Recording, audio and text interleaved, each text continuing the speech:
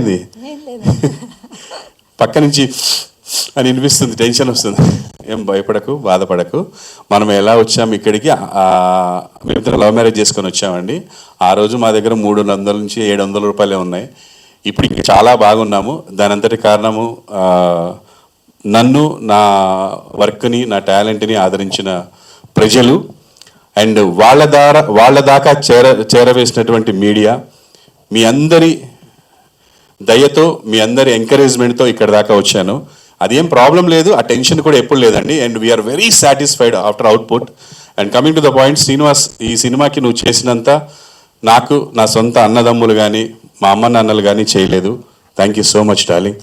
నేను ఎప్పటికీ నీకు రుణపడి ఉంటాను. ఎందుకంటే నా బిడ్డని తన బిడ్డలా భావించాడు. ఏ రోజు ఈగోకి వెళ్ళలేదు. అంటే ఒక క్రియేటివ్ పర్సన్ పక్కన ఇంకో క్రియేటివ్ పర్సన్ ఉంటే తేడాలు వస్తుంటాయి.